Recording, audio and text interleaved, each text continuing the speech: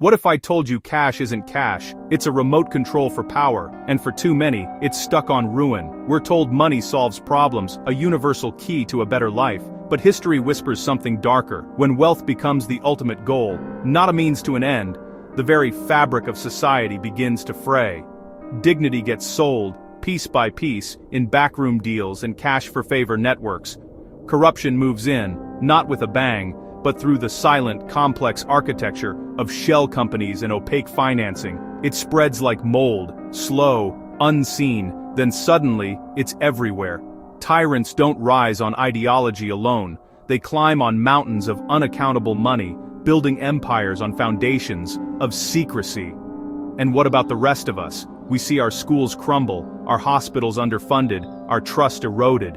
People lose faith in the decent things, in justice that seems to have a price tag, in the promise of community, and in basic human respect. When the system feels rigged, that's when anarchy and revenge can feel like the only answers left. They are dangerous, deeply understandable, and ultimately hollow. This isn't a script for a dystopian film.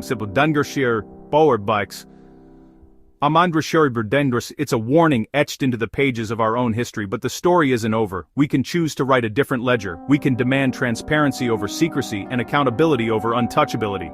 We can champion independent media that holds power to account and protect the whistleblowers who risk everything to expose the truth. We can choose dignity over dollar sign worship. The solutions begin with small shifts. Voting with intention, speaking up against injustice, and supporting honest leaders who serve the public, not their pockets. These actions don't always feel cinematic, but they are the starring roles in the sequel where people matter more than profit. Because money is a tool, not a god.